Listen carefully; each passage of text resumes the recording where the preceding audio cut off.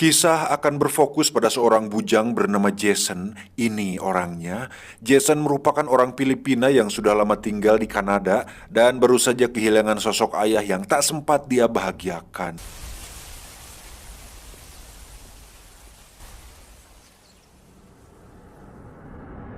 Ingin menebus rasa bersalahnya, Jason pun nekat pergi ke kampung halaman ayahnya di suatu desa terpencil di Filipina dan berusaha untuk menikmati kedamaian dan perjalanan spiritual yang tak sempat dilakukan bersama mendiang sang ayah.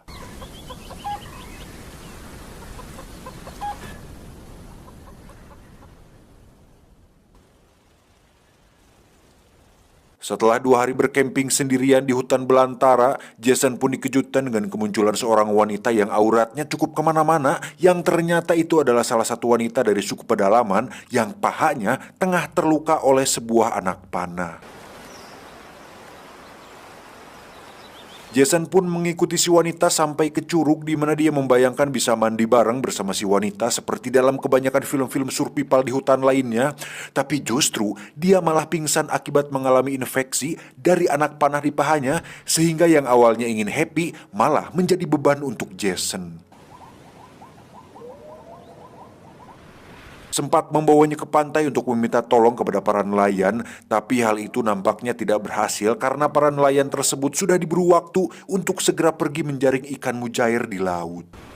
Hey, where you going? Hey! Tak ingin menyerah begitu saja, Jason yang merupakan anggota koperasi simpan pinjam pun dengan gigih membawa si wanita ke salah satu warga kampung yang ada di sana, di mana beliau dengan baik hati mau mengobati dan mengizinkan Jason untuk menginap di rorompoknya. Please tell me you can see her. Singkat cerita, malam pun tiba. Ketika Jason sedang tidur, dia pun mendengar sayup-sayup suara horor yang muncul dari luar. Untuk kemudian dia beranjak dari tempatnya dan menuju keluar untuk memeriksa apa yang ada di sana. Dan tiba-tiba,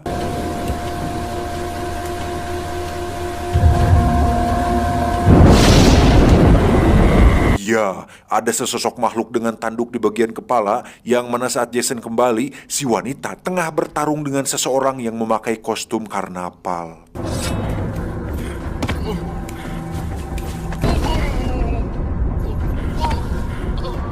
Ternyata mereka adalah anggota suku pedalaman yang kemungkinan besar sedang mengejar si wanita untuk dijadikan tumbal pengencerotan dalam rangka ritual persembahan bagi makhluk legenda yang ada di hutan tersebut. Beruntung mereka berdua bisa lolos, di mana Jason dan si wanita akhirnya melakukan perjalanan berdua untuk menyelamatkan diri dari kejaran para suku pedalaman tersebut. Sampailah mereka di tepi pantai, si wanita pun ancelup ke dalam air, di mana Jason lagi-lagi membayangkan sebuah adegan dalam film ketika ada seorang wanita masuk ke air, maka yang selanjutnya terjadi adalah sebuah adegan yang cukup mengencerotkan.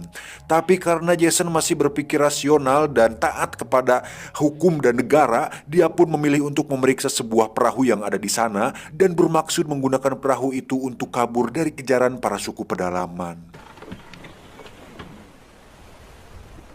Dan ketika mereka berdua sedang memperbaiki perahu, tiba-tiba terjadi sebuah gempa bumi yang cukup kuat, entah apa penyebabnya, tapi yang pasti ini bukanlah sebuah gempa yang disebabkan oleh pergeseran lempeng bumi, tetapi disebabkan oleh sesuatu hal yang lain. Saat malam hari, mereka berdua pun sudah kabur dengan perahu, sehingga sang ketua dari suku pedalaman itu mengamuk karena tak bisa mendapatkan wanita incarannya tersebut.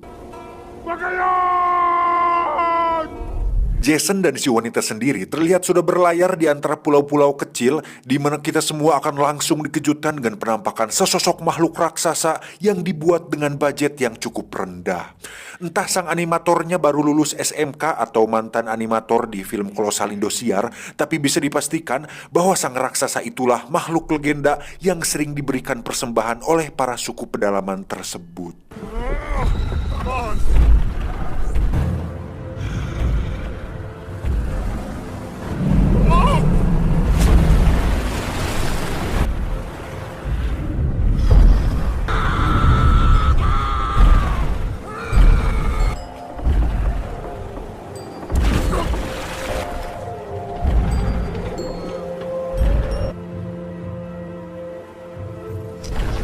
Beruntung mereka berdua bisa lolos dari kejaran si raksasa untuk kemudian Jason dan si wanita melanjutkan perjalanan demi mencapai cita-citanya. Demi menghindari kejaran para suku pedalaman tersebut. Salah anjing. Dengan perjalanan mendaki gunung dan melewati lembah, Jason dan si wanita pun akhirnya sampai di sebuah jalan raya di mana ada sebuah mobil angkutan umum yang langsung mereka naiki.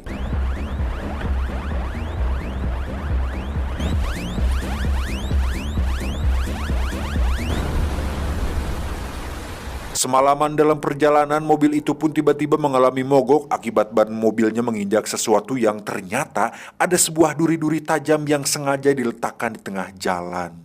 Ternyata itu adalah perbuatan si ketua suku yang entah bagaimana dia bisa sampai di sana dan bagaimana dia bisa menemukan Jason dan si wanita. Mungkin pakai GPS goib, entahlah, hanya Teh Yuli yang tahu.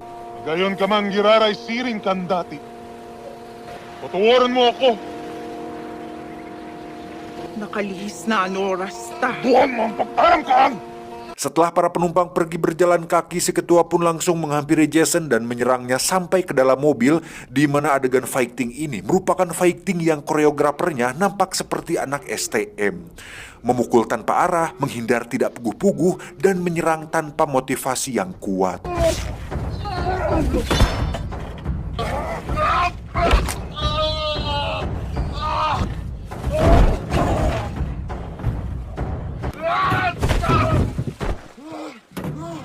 Setelah berhasil lolos dari sang suku, mereka berdua pun lari ke sebuah rel yang mana di situ ada seorang tukang kereta manual yang kebetulan sedang modal, sehingga Jason dan si wanita bisa menggunakan kereta tersebut untuk kabur dari para suku pedalaman itu.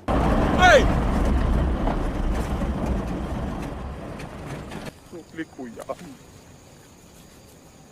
Sampai di hutan tengah malam, mereka berdua pun siduru di samping api unggun kecil yang mana Jason nampak sudah tidak tahan dengan semua imajinasi film yang sering ditontonnya dan memberanikan diri untuk nyosor kepada si wanita, tetapi hasilnya nihil, sakit sekali.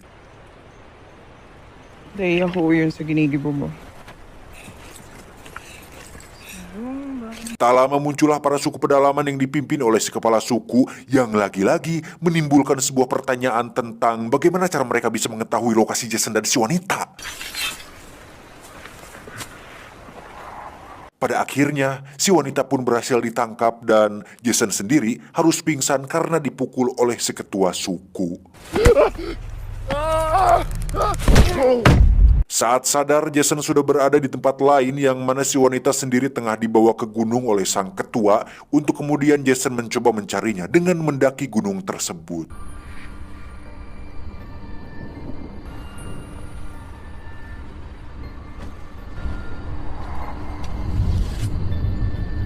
Dengan perintah dari Pak Sutradara, Jason pun berhasil menemukan lokasi si wanita yang mana saat bertemu dengan si ketua, di situ Jason dan si ketua terlibat perkelahian kembali.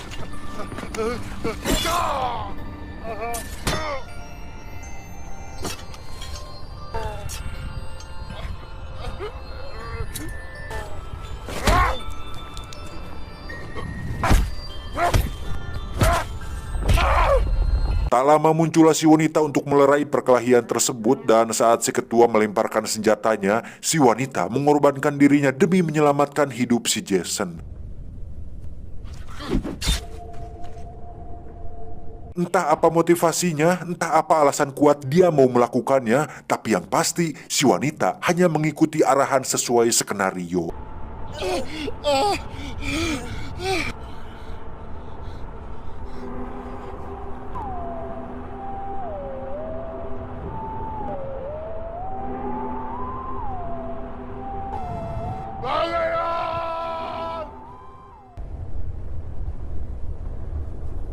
Setelah si wanita meninggal dan si ketua menghilang entah kemana, Jason pun berjalan menuruni gunung sampai tiba di jalan raya. Dan saat sedang ngahuleng, tiba-tiba tas Jason pun bergerak sendiri. Entah apa lagi maksudnya, saya juga nggak paham. Tapi intinya, film ini ratingnya di bawah 5. Tamat, ending yang cukup membagongkan.